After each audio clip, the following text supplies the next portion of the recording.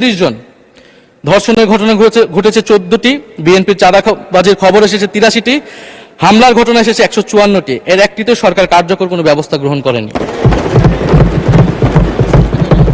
মাননীয় স্পিকার, শাহবাগ থানার সামনে ঢাকা বিশ্ববিদ্যালয়ের সাংবাদিক সমিতির কয়েকজন সদস্যকে বেধড়ক মারধর করেছে ছাত্র দলের নেতাকর্মীরা, এবং এটার এখনো কোনো মামলা নেয়নি। মাননীয় স্বরাষ্ট্রমন্ত্রী যদি জানান এই মামলাটা কেন নেওয়া হচ্ছে না। থানার ভিতর প্রবেশ করে ওসি রুমে ডাকসুর 2 জন নির্বাচিত প্রতিনিধিদের উপর হামলা করা হয়েছে।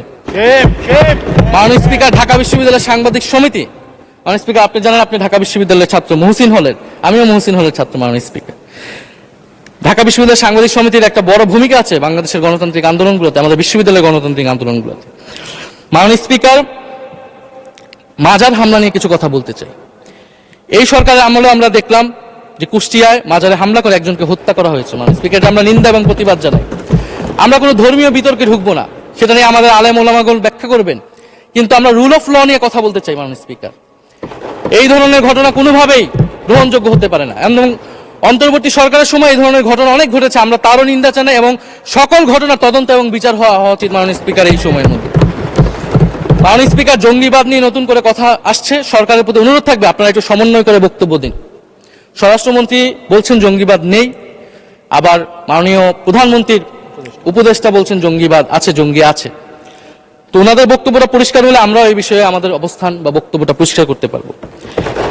তবে একটা জিনিস, যে জঙ্গিবাদের বিরুদ্ধে আমাদের জিরো টলারেন্স। মাননীয় স্পিকার, এটা বাংলাদেশের সিকিউরিটি প্রশ্ন, এবং এটা সরকার এককভাবে ডিল করতে পারবে না, এটা জাতীয় ঐক্য লাগবে, এবং সরকারকে আমরা সর্বাত্মকভাবে সহযোগিতা করবো এই বিষয়ে। তবে বিগত আমলের মতো এবং ওয়ারেন্ট টেররের প্রজেক্ট হিসেবে যাতে বাংলাদেশে কোনো জঙ্গিবাদের নাটক না হয়, মাননীয় স্পিকার, এটাও আমাদের মাথায় রাখবে।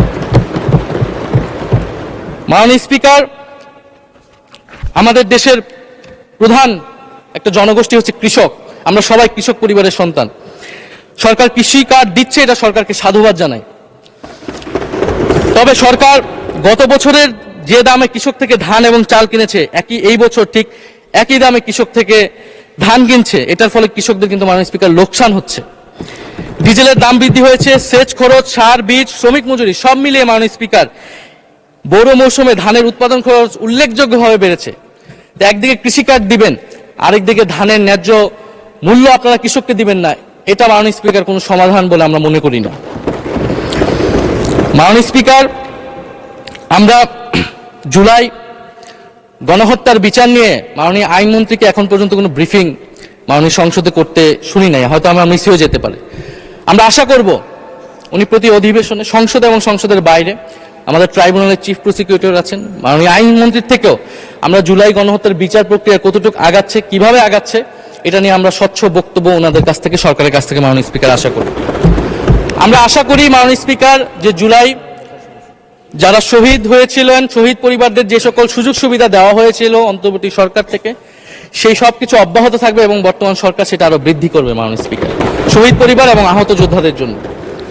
মাননীয় স্পিকার, আর 2 মিনিট যদি বৃদ্ধি করতেন আমি শেষ করে দিব। 2 মিনিট। জি, 2 মিনিট বৃদ্ধি করা হলো। মাননীয় স্পিকার, আমরা এই জুলাই গণ অভ্যুত্থানে এই প্রজন্ম কর্মসংস্থানের বড় একটা দাবি নিয়ে কিন্তু মাননীয় স্পিকার চাকরির আন্দোলন থেকে আন্দোলনটা শুরু হয়েছিল। ফলে আমরা আশা করব এই সরকারের সময় কর্মসংস্থানের সুরাহা হবে, এবং সেটার জন্য আর্থিক খাতে দুর্নীতি বন্ধ করতে হবে, বিনিয়োগ আনতে হবে, এবং চাকরিতে স্বজনপ্রীতি, দুর্নীতি এগুলো একদম বন্ধ করতে হবে মাননীয় স্পিকার, সরকারি চাকরিতে বিশেষত। মাননীয় স্পিকার, একটা বিষয় যে সরকার এখন বলে দিচ্ছে যে বিরোধী দল কিভাবে কথা বলবে, কিভাবে বিরোধিতা করবে, এবং বিরোধী দলের পতনও হয়ে যাবে, এরকম কথা মাননীয় স্পিকার সংসদে আমাদের শুনতে হচ্ছে। তো বিরোধী দল তো মাননীয় স্পিকার সরকারের প্রেসক্রিপশন অনুযায়ী বিরোধিতা করবে না, সরকারের শিখিয়ে দেওয়ার প্রয়োজন নাই কিভাবে কথা বলবে, কিভাবে বিরোধিতা করবে। বিরোধী দল বিরোধিতা করবে, সমালোচনা করবে, জনগণ এটা ঠিক করবে বিরোধী দলকে কতটুকু সমর্থন দিবে কি দিবে না। এবং বিরোধী দলের রাজনীতি মাননীয় স্পিকার বিএনপি করেছে, আমরা দেখেছি, তখন ছোট ছিলাম। মাননীয় স্পিকার, আমি যখন ইন্টারমিডিয়েটে পড়ি, খালেদা জিয়া তখন গ্রেফতার হন, এবং তার পরের দিন আমার বাবা রাজনৈতিক মামলায় গ্রেফতার হন। আমার মা আমাকে নিয়ে থানায়, কোর্টে এবং কারাগারে আমি আমার মায়ের সাথে ঘুরেছি। মাননীয় স্পিকার, আমি জানি আমার এই অভিজ্ঞতা বাংলাদেশের লাখ লাখ মানুষের ফ্যাসিবাদ বিরোধী আন্দোলন রাজনৈতিক কর্মী যারা রয়েছে তাদের সকলের একই অভিজ্ঞতা মাননীয় স্পিকার। মাননীয় স্পিকার, সেই অভিজ্ঞতা থেকেই বিশ্ববিদ্যালয়ে যখন এসেছি প্রথম মনে হয়েছে যে এই প্রজন্ম হিসেবে আমাদের একটা দায়বদ্ধতা আছে। আমার সামনে একজন স্বৈরাচার, একজন স্বৈর শাসক থাকবে, বাংলাদেশের একজন ছাত্র হিসেবে আমি এটা মেনে নিতে পারিনি মাননীয় স্পিকার প্রথম বর্ষ থেকে। সেই জায়গা থেকে কাজ করেছি জুলাই গণ অভ্যুত্থানে। মাননীয় স্পিকার, আমি আমার এলাকা নিয়ে শুধু শেষ করব, সবাই যেহেতু এলাকা নিয়ে কথা বলে প্রথম আসলে, আমি মাননীয় প্রধানমন্ত্রীর প্রতিবেশী, ঢাকা 17-এর প্রতিবেশী হচ্ছে ঢাকা 11 মাননীয় স্পিকার। সংসদে সরকার দল এবং বিরোধী দলের যেই পরিমাণ বৈষম্য, ঢাকা 17 এবং ঢাকা 11-এর একই পরিমাণ মাননীয় স্পিকার বৈষম্য।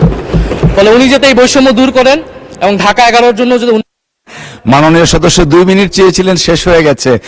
আর 2 মিনিট দেওয়া হলো, 2 মিনিটের মধ্যে শেষ করে ফেলেন প্লিজ। ধন্যবাদ আপনাকে। ফলে এই বৈষম্য উনি সংসদেও দূর করবেন, সংসদেও দূর হবে এবং আমার এলাকাও সেই উন্নয়ন কার্যক্রম হবে। ঢাকা 11 এই গণঅভ্যুত্থানের অন্যতম হট স্পট ছিল রামপুরা, বাড্ডা, ভাটারা এলাকা মাননীয় স্পিকার, যেখানে অনেক প্রাইভেট বিশ্ববিদ্যালয়, মাদ্রাসা, তারা সকলে এসে কিন্তু ফ্যাসিস্টদেরকে প্রতিহত করেছিল এবং এই অত্র এলাকার নানান সমস্যা।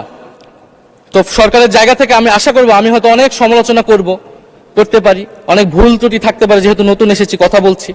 তো সেই জায়গা থেকে যাতে আমার এলাকার প্রতি কোনো বিরূপ মনোভাব না থাকে, কোনো বৈষম্য যাতে না হয় মাননীয় স্পিকার। আপাতত ওনারা ওইখানকার যিনি পরাজিত প্রার্থী তাদেরকে দিয়ে বিভিন্ন উন্নয়ন কার্যক্রম করছে প্রশাসক, এই সিটি কর্পোরেশনের প্রশাসক। তা আমার ক্রেডিটের দরকার নাই, কিন্তু উন্নয়ন হলেই মাননীয় স্পিকার চলবে। মাননীয় স্পিকার, আমি সর্বশেষ বলতে চাই, এই প্রথম অধিবেশনে বিশ্ববিদ্যালয় জীবনে ঢাকা বিশ্ববিদ্যালয়ের অনেক স্বপ্ন নিয়ে গিয়েছিলাম। প্রথম মাসে মাননীয় স্পিকার হতাশ হয়েছিলাম যখন দেখেছি হলের সিস্টেম, যখন দেখেছি বিশ্ববিদ্যালয়ের সিস্টেম। এবং এই সংসদে মাননীয় স্পিকার প্রথম অধিবেশনে আমি অনেক হতাশ হয়েছি।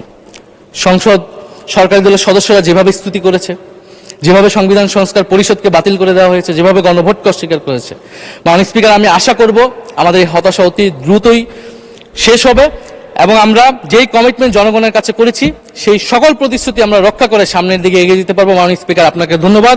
এই হাউসের সকলকে ধন্যবাদ মাননীয় স্পিকার।